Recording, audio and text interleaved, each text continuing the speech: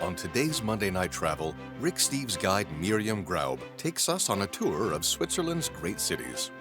We begin in tangled lakeside Lausanne, where we learn to blend in with Swiss city folk and admire outsider art. After a crash course in Switzerland's efficient train system, we head to the classy capital of Bern to ponder pragmatic drug policies and float a rushing river. We finish our urban explorations in Lucern, where we cross the iconic Chapel Bridge and cut loose at one of Switzerland's most spirited Carnival celebrations. Thanks for joining us. Good evening and welcome to Monday Night Travel with Rick Steves Europe. My name is Emily Burks and I am delighted to be your host this evening as we explore three of Switzerland's greatest cities with a very special guest. Tonight's episode is also my first episode as a Monday Night Travel host, and I'm very excited to be back with all of you after our most recent destination duel. With that, it's time to begin our tour of urban Switzerland, and we are so fortunate to be joined by Rick Steves Switzerland guide, Mirjam Grob. Mirjam, welcome to Monday Night Travel. Hello. Hello, Emily. Hello to all our viewers. Thank you so much for having me. Well, thank you so much for waking up very early. And Mirjam, where are you joining us from tonight? I am joining you from a tiny little village just outside of Lausanne. Oh, very nice. Well, I know that you've been guiding for Rick Steves tours for several years now. I was wondering if you could just go over how you got your start guiding and then what brought you to Rick Steves Europe. Yes, just after finishing my studies, I started to work as a local guide in a museum, a medieval castle, and the Rick Steves Europe tours went there. So that's how I met the company. And at some point, one of the guides asked me if I was interested in becoming a local guide for the Rick Steves Europe tours in Switzerland. And well, I was interested. And after a couple of years working as local guide, the company again asked me if I ever consider becoming a tour guide. I had not, but I was interested too. And well, I have lived happily ever after as a Rick Steves Europe tour guide. So here I am. Oh, well, I'm glad that you mentioned that you were a local guide with us before you became a full guide, because I think that is something special about our tours is that, you have your Rick Steves guide about your entire tour, but you do get to meet those local guides along the way that have really specialized knowledge. So, like you said, you've been guiding the Best of Switzerland tours, and those are just about to kick off for the 2024 season. I was wondering if there's been anything that you've been up to during your off season. Yes, and that's the reason why I am joining you tonight from a village and not the city of Lausanne anymore, because after my last tour season, I moved to the countryside to realize my lifelong dream, and I finally adopted two pigs. So two pet pigs. Oh, yeah, here they are. So on the left is our golden boy, Elvis. On the right is the very pretty Marilyn. So they moved in my garden last November. Oh, well, they are very darling, and they had to get their 15 minutes of fame on Monday Night Travel. Thank you. They appreciate that. Yes. Well, on that note, I think it's time to begin our tour of urban Switzerland, and we are going to start in your hometown of Lausanne.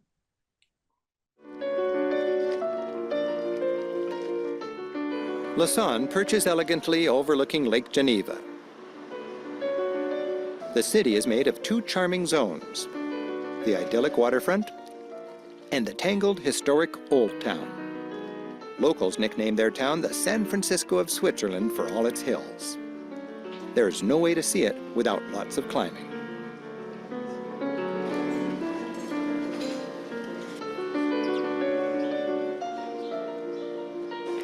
Lausanne's pedestrianized Rue de Bourg has the finest shops. By the way, be careful with the pronunciation. Many confuse Lausanne with Lucern. So, Miriam, I kind of latched on to the comparison to San Francisco because here in the US, it is known for its hills, but it's also known for being a cosmopolitan hub of counterculture. And I was wondering if you found that Lausanne bears any other similarities to San Francisco other than simply a shared hilliness. Well, I have not been to San Francisco yet, but definitely Lausanne is known for its counterculture as well. One might say it's the rebellious teenager amongst the Swiss cities. And it has such a vibrant cultural life. People travel a long way, even from abroad, to enjoy all the cultural events and concerts and festivals in Lausanne. And another thing I was told also about San Francisco was that it was quite cosmopolitan, and that is true for Lausanne too. So there are people of over 160 nationalities living there. So I often tell my groups that I'm traveling with that whatever cuisine they always wanted to try, I can find a restaurant in Lausanne that serves that type of cuisine. Oh, well, I am going to be on the Best of Switzerland tour in September. So I'm definitely going to hit you up for a restaurant recommendation while we're in Lausanne. And, besides preparing for some urban hikes, is there anything visitors to Lausanne or any Swiss city for that matter, is there anything they should know before they go? Is there certain steps that, maybe foreign visitors could take to blend in a little better in a Swiss city?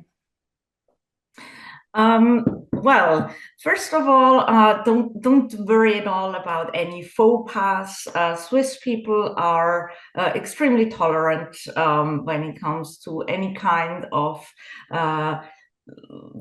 behavior or things we might not understand. Nobody will any way think that you're weird or strange. But don't be surprised if people don't talk to you. We are really not good at small talk. But in other countries, you would consider perhaps a conversation starter, talking about the weather. In Switzerland, that's a whole conversation. Somebody says, it's raining today, and the other person says, yes, it is. Then we both walk away and we're happy about the great talk we had. So that's the Swiss way. Also, we're going to talk about that, Emily, later, about our public transportation. We love it. Definitely use it, make good use of it. Buses can take you from point A to B in the most efficient way, but don't think anything is wrong with you if a Swiss person does not sit next to you. We are extremely aware of our personal space and would rather stand up instead of sitting down next to someone. It's just the way we are wired. And also another thing I just recently noticed, for example, is on a public bench. We will automatically sit on one side and never in the middle. And then if you want to sit next to that person, don't sit in the middle, just sit on the very opposite end. And, as I said, if you want to engage in conversation, just comment on the weather, and the Swiss person will be very happy and talk about it for weeks, about the great talk they had with the American tourists. So. Oh, well, I love hearing that because here in Seattle, we are also not known for small talk. So maybe I will fit in well over there. Well, now that we know how to blend in a little better, or at least try, let's take a look at one of Lausanne's art museums.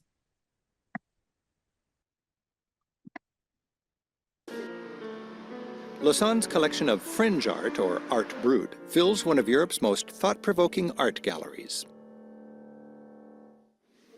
It presents works by self-taught creators who, for various reasons, escaped cultural conditioning and social conformity. The people who made this art were completely untrained, as free-spirited as artists can be. These pieces were created by amateur artists, many who were labeled and even locked up by society as insane, or even criminally insane. Thumbnail biographies of these outsiders personalized their work. In the 1940s, the artist Jean Dubuffet began collecting art produced by people he called free from artistic culture and free from fashion tendencies. Dubuffet said, "The art does not lie in beds ready-made for it.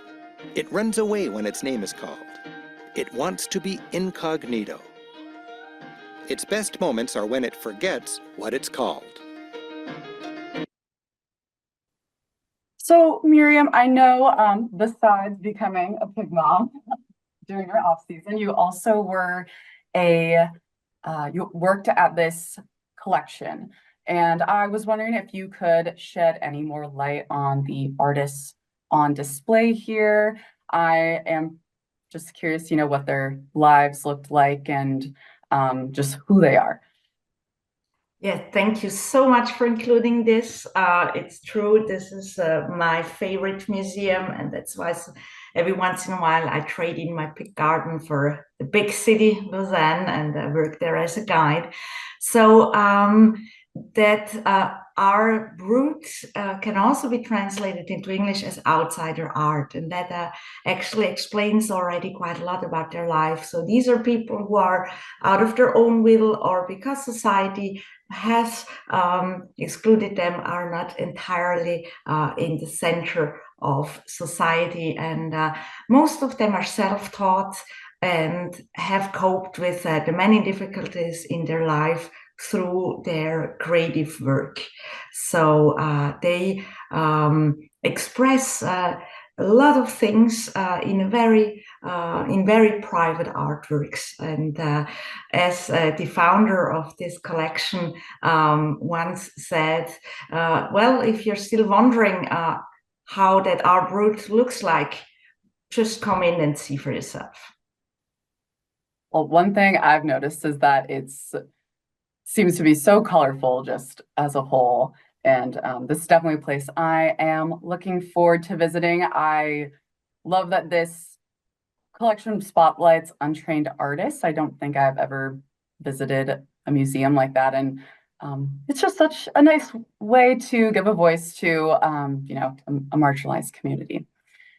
And continuing on, it's time to visit another Lausanne institution, which is just a little older than this. It's the medieval Lausanne Cathedral.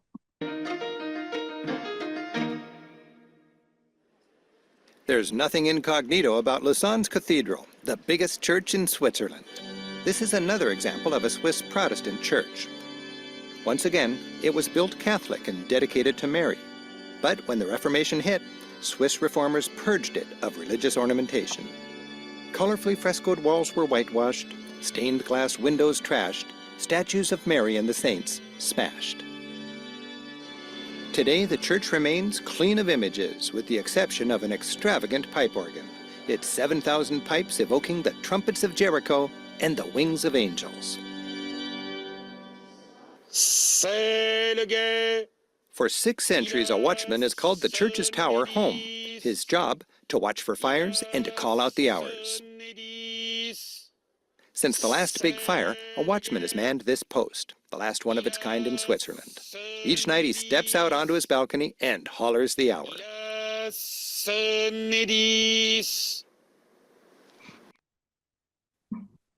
So, as Rick said, this watchman is the last of his kind in Switzerland. And I am curious, what his job looks like in the present day, and also what is he saying? What is he hollering at the people of Lausanne? Yes, you are right. We do have modern fire alarms and firefighters now, so he is not watching out for fires anymore. And by the way, he or she, for the very first time in history, there is a job sharing right now between a man and a woman. So we have the first night watch woman in history right now, and every night they are up there, and they have kind of a dream job. So every hour, on the full hour, they have to step outside on the balconies and just shout in all four directions the time. So that's what he does. He starts with by saying, "This is the watchman," and then he just says, "It's 10 o'clock." Yeah. Well, maybe after you have retired from your post as a Rick Steves guide, maybe you can be another female watchman. Well, with that, that does conclude our tour of Lausanne. And next up, we are taking the train to Bern. So Rick frequently sings the praises of Switzerland's train system. So I'll allow him to introduce us to modern Swiss transit.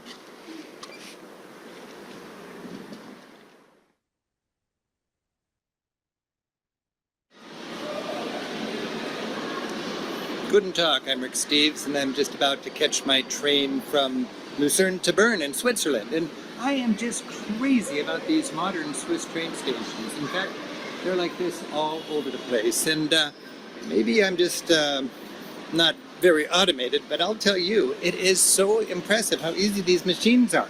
You could wait in a long line to buy your ticket, but I would recommend just going to the machine in Europe these days. You touch it, the machine comes on, you figure out your language. I think I'll go English. And this is tickets from Lucerne. And let's just say, you know, I'm going to Bern here, so I'd hit Bern. And then I want the basic route. I'm just going one way. Now go second class. This is an expensive country. One adult fare from Lucerne to Bern. Hit next. I can get it today or at a later date of my choice, but I'm going in a couple of minutes.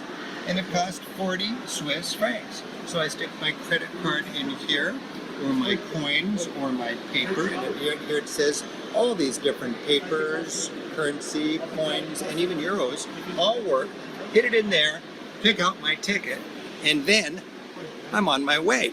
And I just, for me, there's just something empowering about using these public transportation. Talk about infrastructure. And here I can see it is, what is it? It's 11 minutes before 2 o'clock. Remember, we use the 24-hour clock or we risk of getting stuck. So it is 13:50 and I'm going to Bern. And my next train, let's zoom in on that. My next train is at 1400, 2 o'clock. And it's going to Bern on track 8. So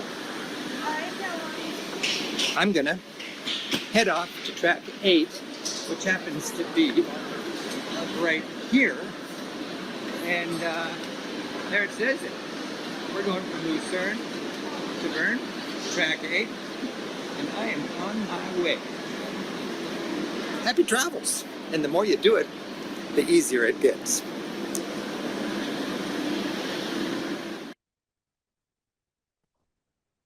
Well, I loved that Rick uses the word empowering to describe public transit, because that is exactly how I feel whenever I'm in Europe. Just there's something that's so romantic to me about being in a big city and just knowing I can really get anywhere on the trains. So, Mirjam, I know that you don't have a driver's license, and you also have told me that you are a self-proclaimed train nerd. So I was wondering if you could share any tips about taking advantage of the train system or just transit system in general.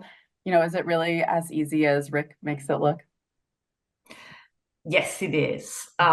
We love our public transportation in Switzerland, and I have indeed never felt a need for a car or even a driver's license. And I just did the math this morning. I have spent already 5 entire days, 120 hours this year only in trains, and I even did write my end of study paper almost entirely in the train. So that's how a lot of people feel about public transportation in Switzerland.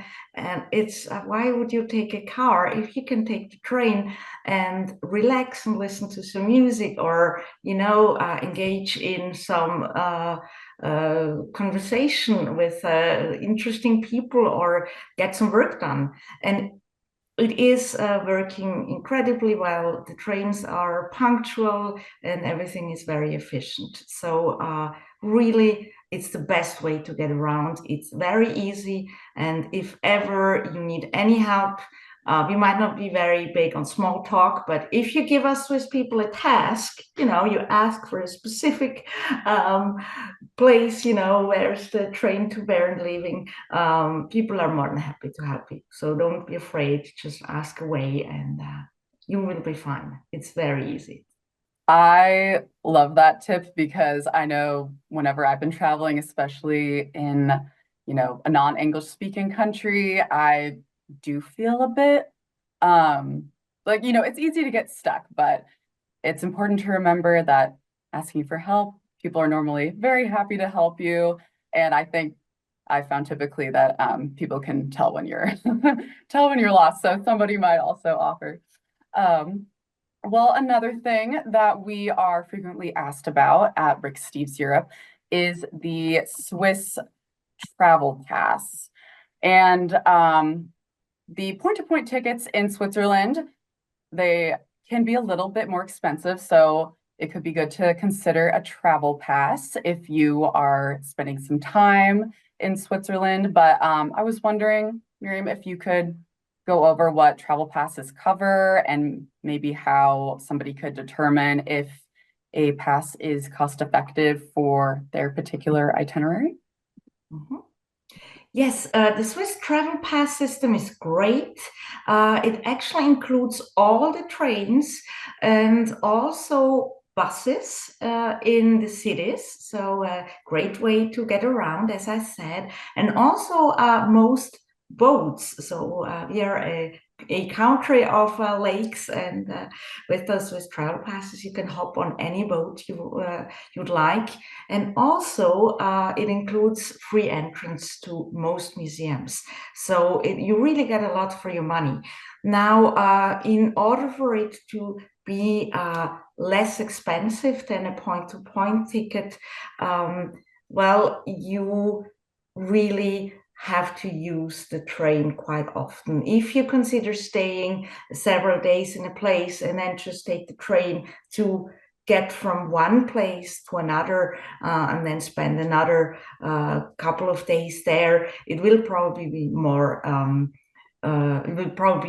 cheaper for you to just buy a point-to-point train ticket. So consider Swiss travel passes if you are often on the move. All right, that is great advice. Another thing that we like to recommend at Rick Steves Europe is the Swiss half fare card. So this is not a hop-on pass, but it is a card that for $138, it will give you 50% off all transport in Switzerland for 1 month. And if you think you're going to spend more than $280 on point-to-point tickets, this is probably going to save you money. So that is a good option as well. And one other thing I just wanted to shout out about the Swiss Travel Pass is that it does cover scenic railways. And this is actually taken from the Glacier Express train. That is a train that connects Zermatt to St. Moritz, so two major mountain resorts. And this is a picture of Andermatt, which is an alpine village that one of our guidebook researchers took. So that is just another reason to consider the travel pass. Now that we've learned a little more about your fabulous train system, and we're all jealous, us Americans, let's hop on our train to Bern.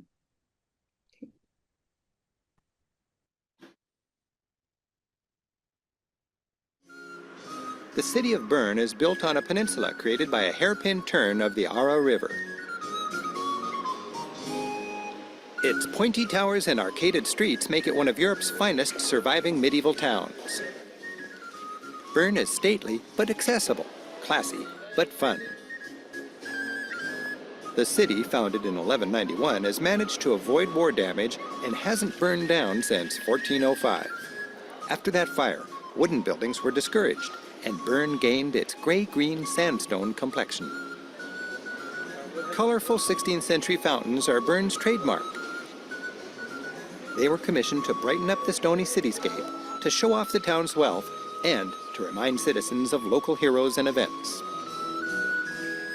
The city is named for its mascot, a bear, and bears are a reoccurring theme all over town. This famous clock tower was part of the main gate of the original town wall. One side of it has a playful mechanical show, appropriate in this country so famous for its timepieces. The clock, which dates back to 1530, still performs each hour.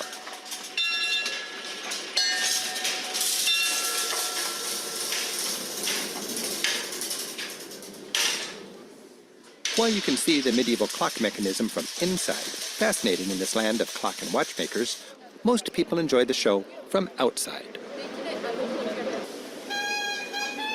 At the top of the hour, the rooster crows. The bears promenade as the happy jester comes to life. Father Time turns his hourglass, and the rooster crows once more, as he has for about 500 years. In its day, this was a high-tech marvel. So it seems to me that in Switzerland, the past and the future coexist very seamlessly together. And I am just curious how you think Switzerland has managed to advance so far, both technologically and socially, while holding on quite stubbornly to some of its traditions. Actually, I would say it's because we are so much rooted still in our traditions and in our past and history that we were able to progress and advance so much socially and technologically, because it can be quite unsettling if everything changes, and so you need those roots. So I think both really go together, actually. I love that. I think that it feels kind of like a juxtaposition when you first look at it, but yeah, I can see how all these traditions are very unifying for the Swiss people. So thank you for sharing about that. And now we are going to take a closer look at the forward-thinking policies that are created in this capital city. In this elegant city, you may brush elbows with some high-powered legislators, but you wouldn't know it.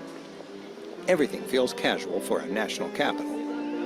Observant travelers will notice how the Swiss government deals with its social problems with pragmatism and innovation. Too many cars and chronically unemployed people? Create a program providing free loaner bikes, run by people who would otherwise be collecting unemployment benefits. Like the United States, Switzerland's dealing with a persistent drug abuse problem. The Swiss believe the purpose of a nation's drug policy should be to reduce the harm drugs cause their society. Like many Europeans, they treat substance abuse more as a health problem than a criminal problem. Rather than fill their jails, the Swiss employ methods they find are both more compassionate and more pragmatic. For instance, to help fight the spread of AIDS and other diseases, street-side vending machines dispense government-subsidized needles, cheap and safe.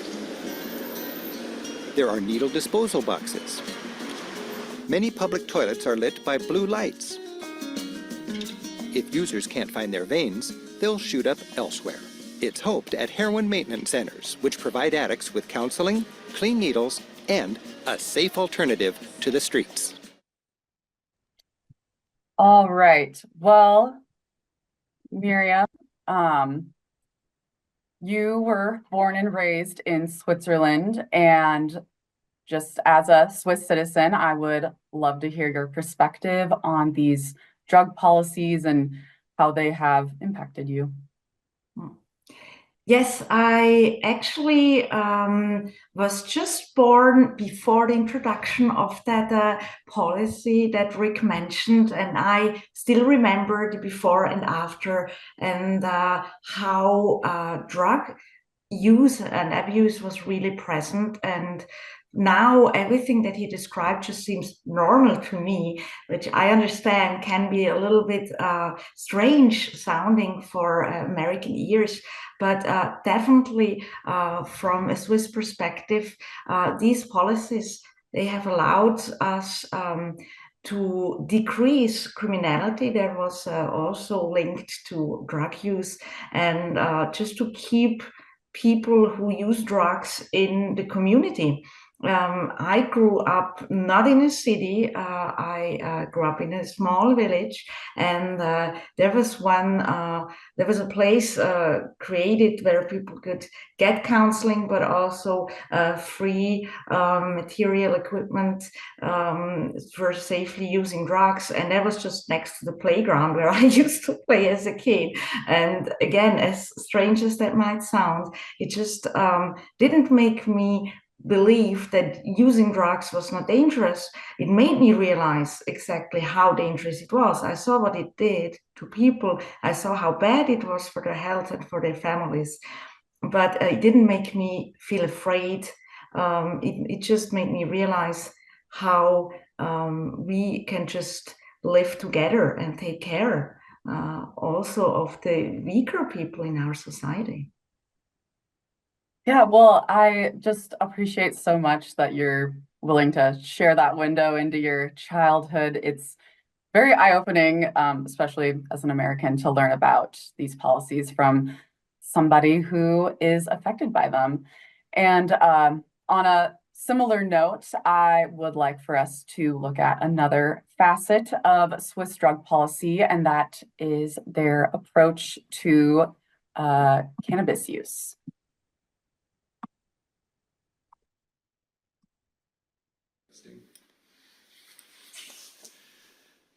Guten Tag, I'm Rick Steves. I'm in Bern in Switzerland, and I'm interested in drug policy reform, and all over Europe they're experimenting with new ways to handle their marijuana situation. And here I'm in a Hanftech.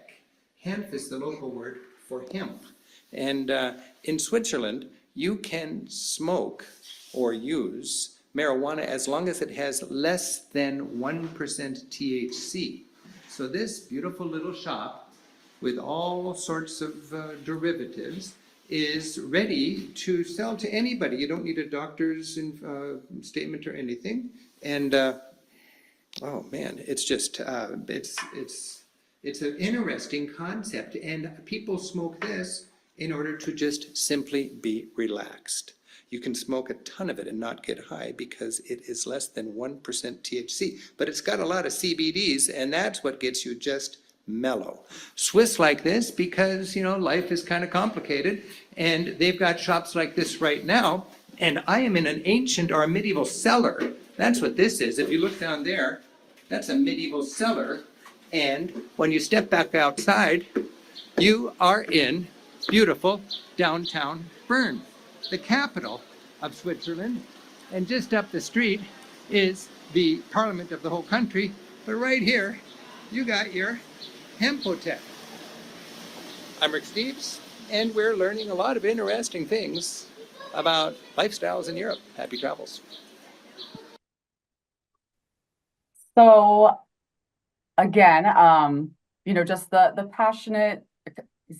compassionate approach to substance abuse and the celebration of outsider art at the Art Brut collection.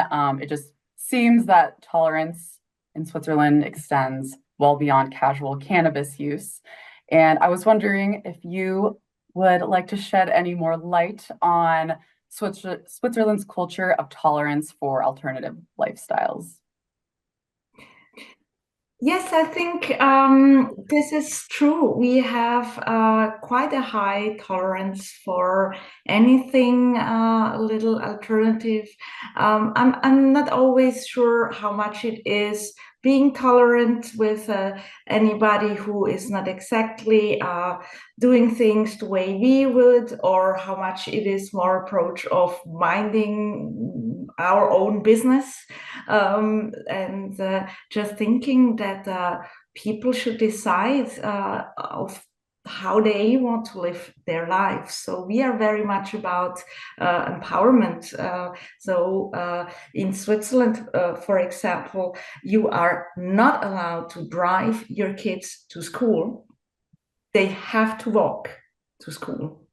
And you're even discouraged to walk with them. It's really about learning to take care of yourself and learning to take responsibility for your actions and your life. And so I think that's where our tolerance comes from. We consider that people, if they want to lead a certain life or use drugs, well, they have decided themselves to do so, and it's not our place to judge. Well, that is very interesting. That is totally news to me that yeah, you can't drive your kids to school. So again, thank you for sharing. And I just would like to pivot to a slightly lighter note now, and that is the topic of Switzerland's favorite national pastime.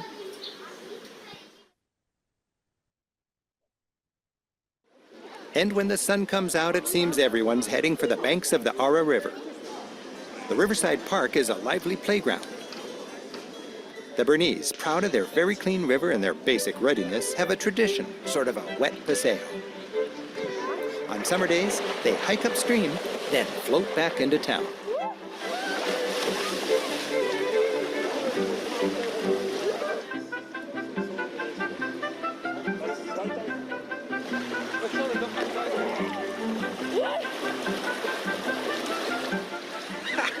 For something to write home about, join the locals and the trout in a float down the river.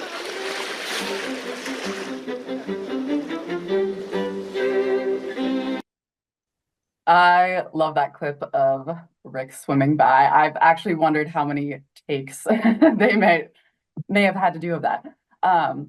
Well, I am dying to do this when I am in Bern this summer.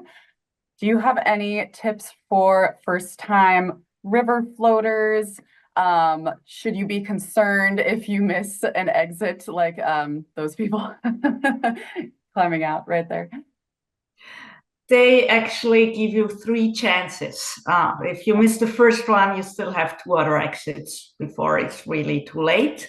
But one useful tip could be to consider buying a waterproof bag for your belongings, because you might walk upstream and then just get undressed, put everything in a waterproof bag, and then take it with you as a float down the river.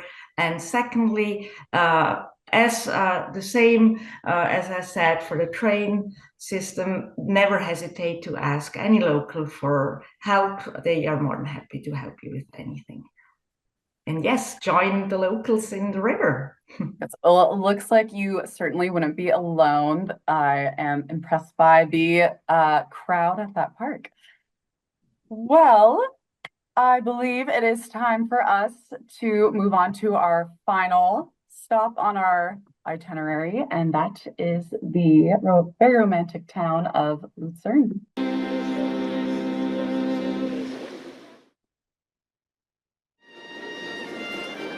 Since the Romantic era in the 19th century, Lucern has been a regular stop on the Grand Tour route of Europe. Its inviting lakefront now includes a modern concert hall, which incorporates the lake into its design. The Old Town, with a pair of picture-perfect wooden bridges, straddles the Reuss River where it tumbles out of Lake Lucerne.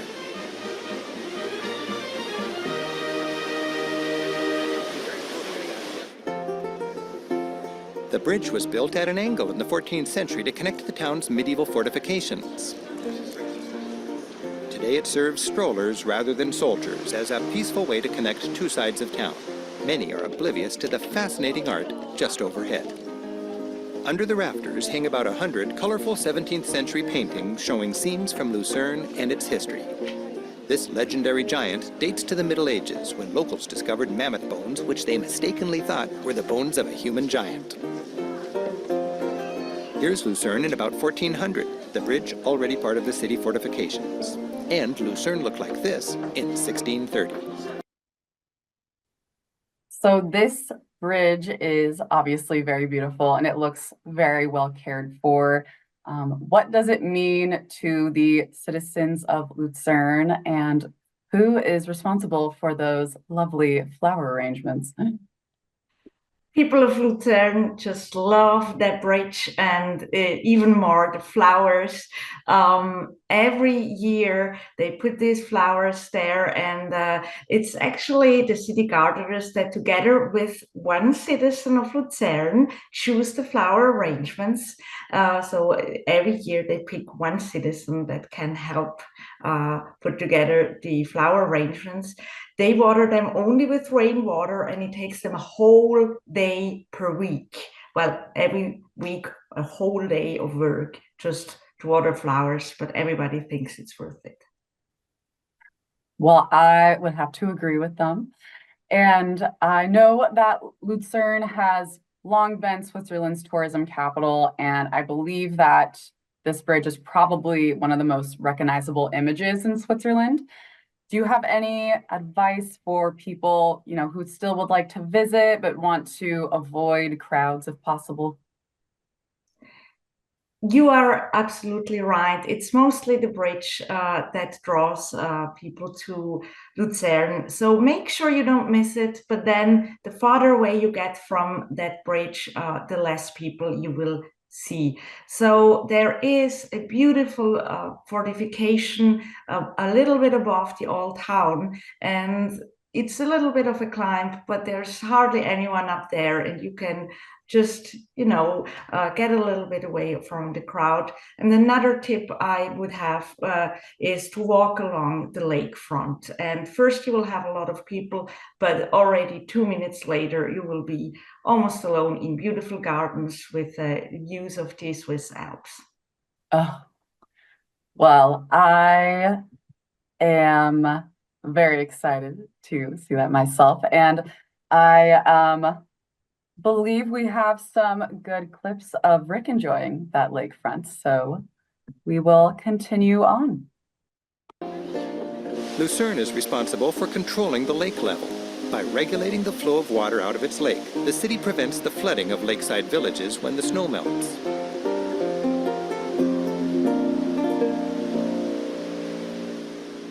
In the mid-19th century, the city devised and built this extendable dam. By adding and taking away these wooden slats, they could control the level of the lake. Swans are a fixture on the river today. Locals say they arrived in the 17th century as a gift from the French king Louis XIV in appreciation for the protection his Swiss guards gave him. Switzerland has a long history of providing strong and loyal warriors to foreign powers. The city's famous lion monument recalls the heroism of more Swiss mercenaries.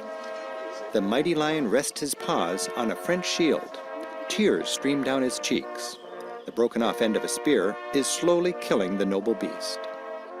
The sad lion is a memorial to over 700 Swiss mercenaries who were killed defending Marie Antoinette and Louis XVI during the French Revolution. The people of Lucerne take full advantage of their delightful river with a variety of cafes and restaurants along its banks. This evening, we're enjoying the setting as much as the food. I'm having the local pork. My producer, Simon, is having eel fresh from the river. With a picturesque setting like this, the dining experience makes for a wonderful memory. Well, since Rick was enjoying such a beautiful dinner, I thought this would be an appropriate time for us to have a show and tell of your snacks this evening. So what are you sipping and snacking on, Mirjam? Yes, you might have noticed me drinking. It's called Schorle, and it's actually apple juice mixed with sparkling water. So very refreshing. We love our apples in Switzerland, and with no big surprise, I have a little cheese platter here of alpine cheese. In Switzerland, every person eats an average of 50 pounds of cheese per year, and I might well be above that. I think I might be as well.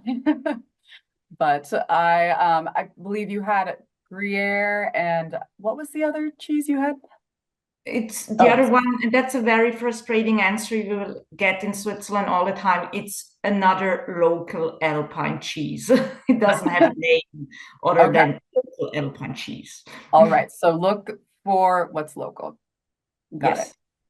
All right, well, going back to Lucerne, I also want to note that the city does have more for the traveler other than just romance. In fact, there are some impressive World War II sites just a boat ride away from Lucerne, and I will allow Rick to introduce those.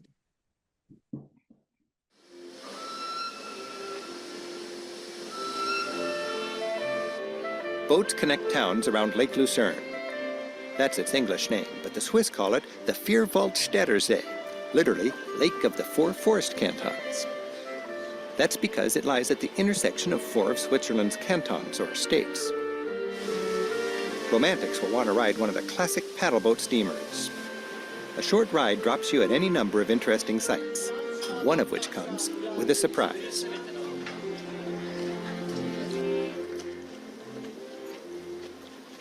Imagine it's 1941. You're Swiss. Your country is surrounded by Hitler and Mussolini. The Nazis are on the move. What to do? Turn your mountains into a hidden fortress. The Swiss managed to make their rugged mountains an even more effective barrier. How? By lots of strategic tunneling. One example, the Fortress Vurigen, has done its duty. Recently decommissioned, it now welcomes visitors interested in Switzerland's secret defenses. In central Switzerland, we have now 9 forts like this, bigger ones and smaller ones. There are installed, I think, in total 44 cannons. The Swiss implemented a plan to retreat into the mountainous heart of the country and defend themselves with a series of hidden fortresses dug into the mountainsides, like this one. Here we enter into bunker number 2. You see here the cannon.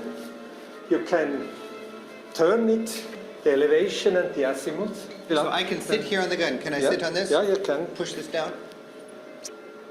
Yeah. 62. Fine, yeah. And then I want to go to 21. Fine, Okay, yes. and You do now- it right, yes. Wow, there it is, 62-21. The top of the peak. And fire.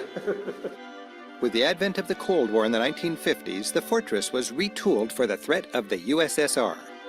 The Swiss have since found documents indicating that both the Nazis and the Soviets actually had plans to invade Switzerland. This is the bedroom for 100 soldiers, 50 beds. They have to share it because they have to work in shifts. This is the dining room, and over here the kitchen. And all these rooms and other forts have been built for survival of Switzerland. Hitler took Belgium, Netherlands, and we had the feeling we are next. Wandering through this hidden fortress, you're reminded how perilous Switzerland's position was in the 20th century and how committed the Swiss were to defending their freedom. So in our Swiss guidebook, Rick writes, part of the reason Switzerland has been able to remain peaceful and neutral is its elaborate and secret system of defensive bunkers and fortresses. How extensive is this bunker system? Are they outside most major cities? Not sure I'm allowed to say publicly. No, they are all over Switzerland. There is a not very funny joke I grew up with, and it goes like this: our mountains are like our cheese; they are full of holes. So, There's bunkers, these kind of fortresses all over Switzerland. Wow.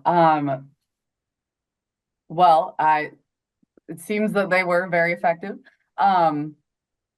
But I would like for us to finish on a celebratory note this evening, and we have time for just one more video. So we are going to take a look at Carnival in Lucerne.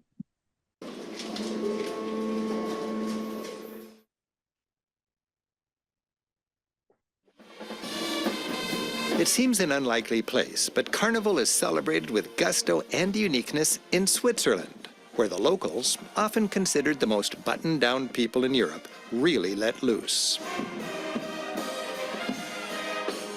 And the epicenter of this midwinter craziness before Lent is the city of Lucerne.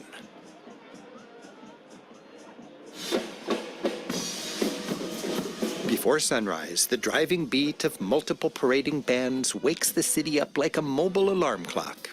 Musicians wearing weird masks and playing loudly, often out of tune, march through the waking town. Today is Mardi Gras. That's French for Fat Tuesday, the same Mardi Gras celebrated in New Orleans. After 6 days of carnival celebrations, this is the climax. Lent and fasting starts tomorrow, but today's for binging on all that's fun and tasty. Lots of music, lots of costumes, and lots of food. What better time for a little cheese fondue? After sunrise, the bands forget all that typical Swiss discipline and order. They break up, wandering randomly throughout the town. The bands play on. The streets are filled with a relaxed vibe of goodwill. Restaurants are packed. Bands spontaneously take the stage and play enthusiastically. A children's parade is a sweet way to train kids to carry on this tradition. Even five-star hotels open their doors and let the partying public celebrate inside.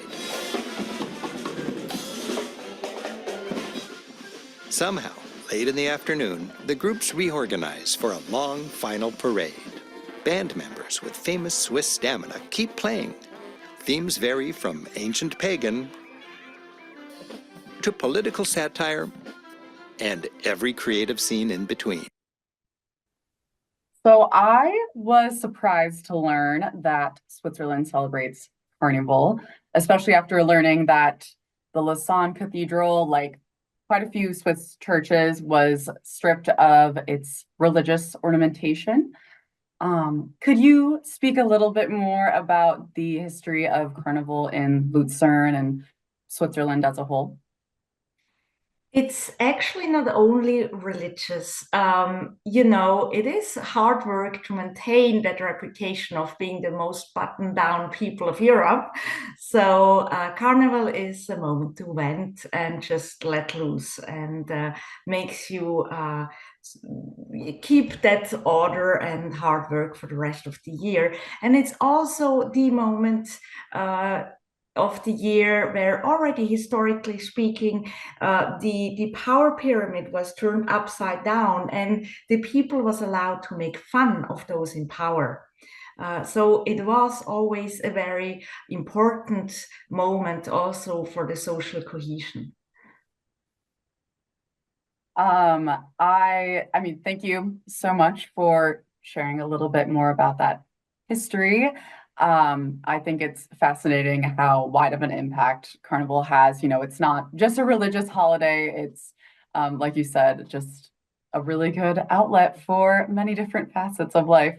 And before we end the show, I do have to ask about that young man who had a little fondue with with him. So is that typical? Do the Swiss people take fondue as an on-the-go snack? Yes, absolutely. We cannot go one day without our cheese or fondue.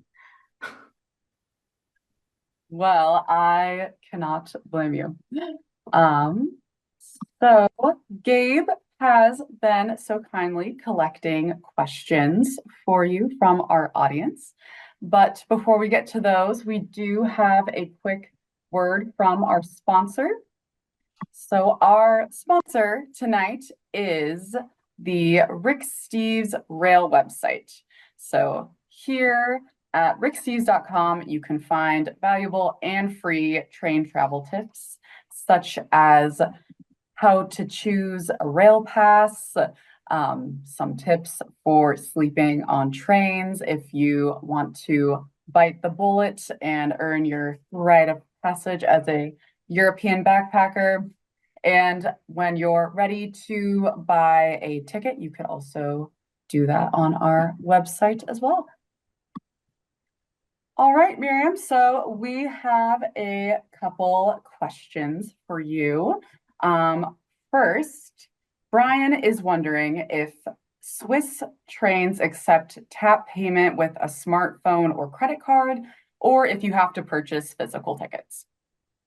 No, yeah, you can also pay by credit card or by phone without any problem. Excuse me, I think they meant, do they have tap payment? So when you walk into a station, can you tap your phone? Sorry. No, actually they don't. That's true. So you have to buy a ticket before you board the train, and you cannot just tap your phone. Oh, okay. Well, good to know. On a similar note, Filippo is wondering if there are any museums or other major sites that require advanced reservations in any of these Swiss cities we've covered tonight. No. We are lucky enough to not have as many tourists yet. Well, that will definitely be a relief for some people who are visiting Rome these days with the new Vatican and Colosseum reservation system. Well, we have time for a couple more questions. So again, thank you, Mirjam, for being such an excellent teacher. Gabe is wondering what the most beautiful train route in Switzerland is, in your opinion, or maybe just subjectively.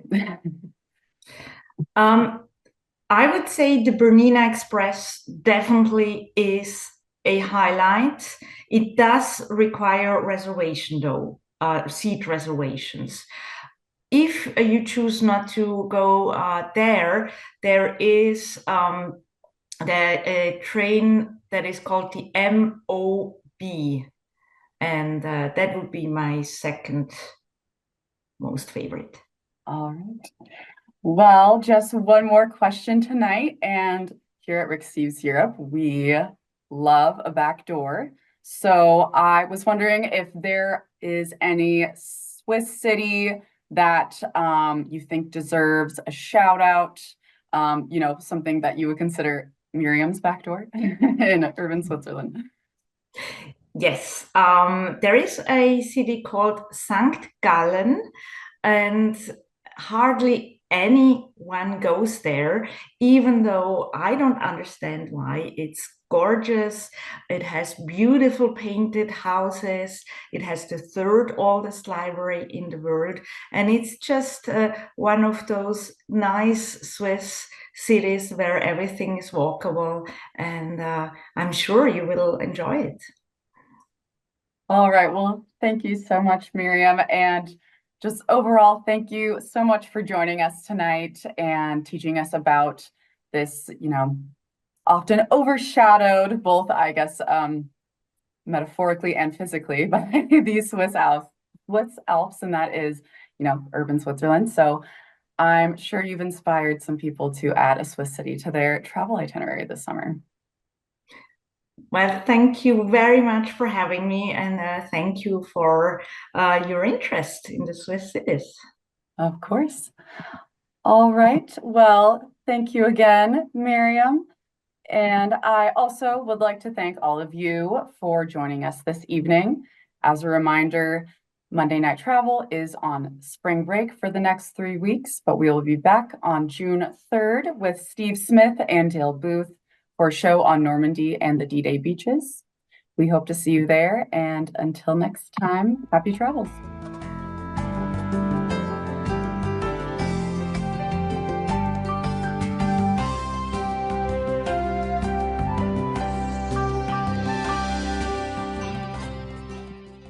Good night, Mirjam.